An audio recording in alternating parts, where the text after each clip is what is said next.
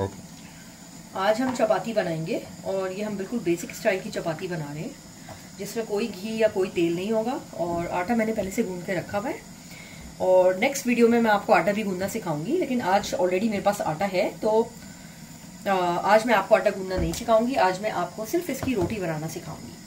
तो ये अंदाजे से हमने गोफ की बॉल से थोड़ा सा ज़्यादा आटा ले लिया है एक चपाती बनाने के लिए। तो अब हम इसका पेड़ा बनाना स्टार्ट करते हैं। ये गोफ की बॉल से थोड़ा सा ज़्यादा हमने आटा ले लिया है और रोटी बनाने का जो टोटल दारोमदार होता है वो आपके पेड़े पे होता है।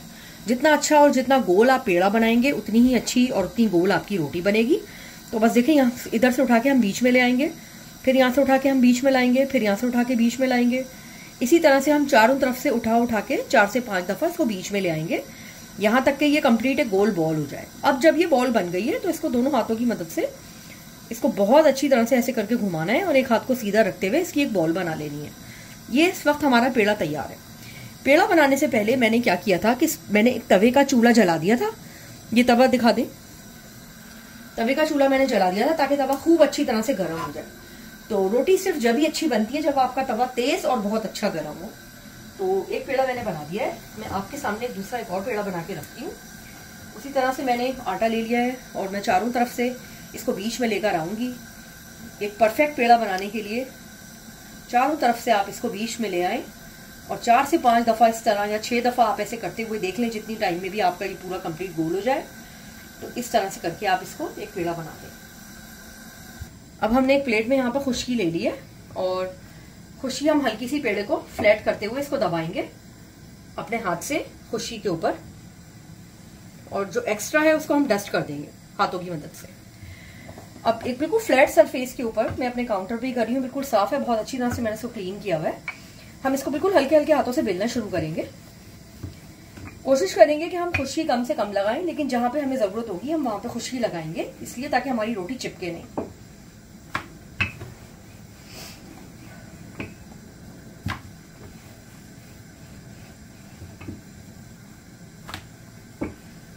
मैं एक नॉर्मल साइज की रोटी बनाऊंगी, ना ये बहुत बड़ी होगी और ना ये बहुत छोटी होगी।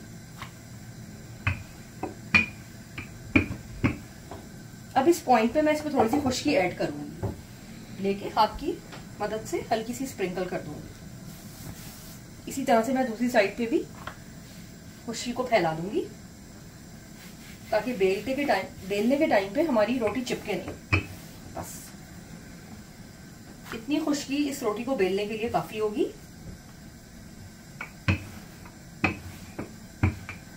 हम मेक श्योर करेंगे कि हमारी रोटी का शेप खराब ना हो।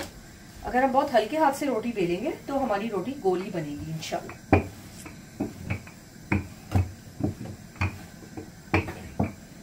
रोटी हमारी बेल गई है, अब ये तवे पे जाने के लिए बिल्कुल तैयार है। मैं इसे अपने एक हाथ पे लेके दूसरे हाथ पे लाकर इसको इस हाथ से तवे पे डाल दूंगी, और जैसे ही मैं इसको तवे पे डालूंगी मैं तवे का चूल्हा बिल्कुल फुल कर दूंगी। हम वेट करेंगे कि ये एक साइड से इसका कलर चेंज हो जाए। जब एक साइड से इसका कलर चेंज हो जाएगा उसके बाद हम इसको पलट देंगे। रोटी का कलर चेंज हो गया है, अब हम इसको पलट देंगे। पे हमको अब हमें यहाँ पे आके अभी हमें रोटी नहीं चेंज करनी, हमें इसकी साइड बिल्कुल नहीं चेंज करनी। हमें देखना है कि क्या इस साइड पे फूल आ गए या नहीं। जी हाँ, बिल्कुल इस साइड पे फूल आ गए। इस टाइम पे हम इसे एक फोर्सेप की मदद से इसको यहाँ पे पलट देंगे और इसको हल्का सा प्रेशर देंगे ताकि हमारी रोटी अच्छी तरह से पक जाए। कोशिश करेंगे हम कि हमारी रोटी फूल जाए, और अगर ना फूले तो एटलीस्ट हम मेक श्योर करेंगे कि वो बहुत अच्छी तरह से पक गई है। इस टाइम पे आपका फ्लेम बिल्कुल फुल होना चाहिए, क्योंकि फुल फ्लेम पे रोटी हमेशा अच्छी पकती है। ये हमारी एक रोटी तैयार है। इसको हम दबा के इसमें से हवा निकालेंगे। हम रोटी को हल्के हाथों से बेलेंगे। हमने पेड़े को बिल्कुल एक स्मूथ सरफेस पे रख लिया है। बहुत हल्के हल्के से हम इसको प्रेशर देना है, बहुत ज्यादा प्रेशर नहीं देंगे।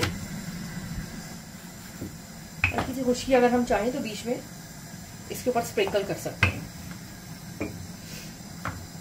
बहुत इत्मीनान से आपने इसको बेलना है, बिल्कुल भी कोई जल्दी नहीं करनी और ना ही अपनी रोटी के ऊपर ज्यादा प्रेशर अप्लाई करना है।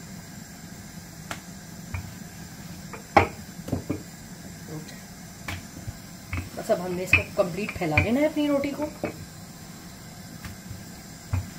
अगर हम इसको हल्के हल्के हाथों से बेलेंगे तो हमारा शेप बिल्कुल गोल बनेगा। किसी भी पॉइंट पे अगर हम ज्यादा प्रेशर अप्लाई करेंगे तो फिर हमारी रोटी ज्यादा गोल नहीं बनेगी।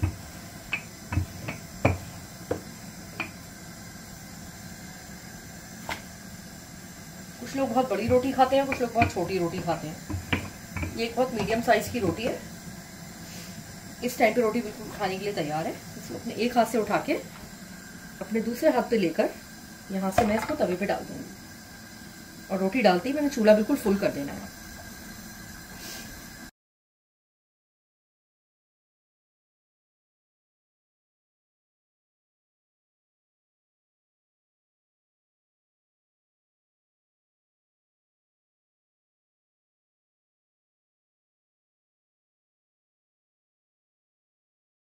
इस पॉइंट पे हम इसको चेंज कर देंगे।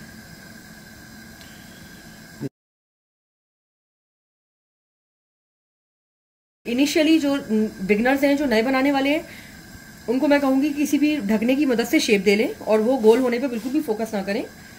वो सिर्फ रोटी की क्वालिटी पे फोकस करें, रोटी के शेप के ऊपर बिल्कुल भी फोकस ना करें। अगर आपसे रोटी अच्छी बन रही है और वो गोल नहीं है इनिशियली, तो आहिस्ता आहिस्ता विद प्रैक्टिस उसका शेप भी बेहतर हो जाएगा। अब हमने ये देखना है कि इसके ऊपर इस साइड से कलर आया है कि नहीं। हाँ जी, इस साइड से बिल्कुल कलर आ गया है। इस पॉइंट पे हम इसको टर्न कर देंगे और इसको बिल्कुल हल्के हाथ से प्रेशर देंगे। प्रेशर देते हुए इसको हल्का हल्का सा घुमाते भी रहेंगे ताकि हर तरफ से इवनली बन जाए ये।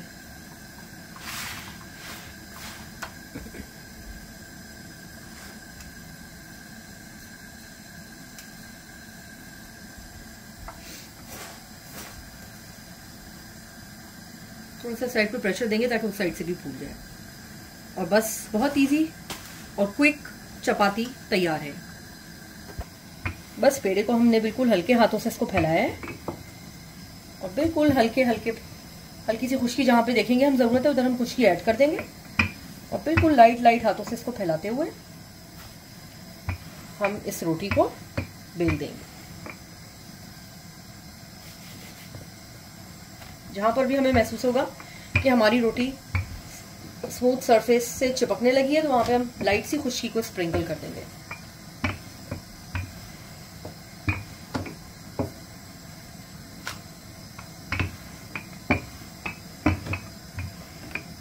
ये रोटी हमारी तैयार है। हम इसको डालेंगे तो होपफुली हल्का सा हाथ से हम इसको एडजस्ट कर लेते हैं।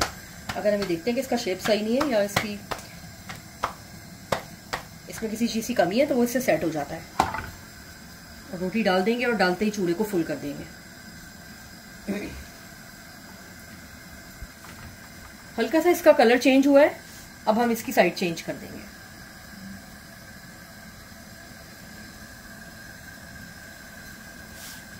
साइड चेंज करने के बाद हमने इसको बिल्कुल लाइट लाइट इसको घुमाते रहना है।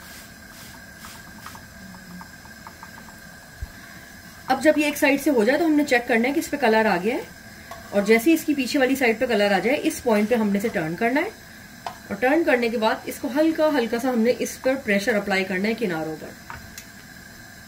जैसे ही हम किनारों पे प्रेशर अप्लाई करेंगे तो हम देखेंगे कि हमारी रोटी पकने लगी है।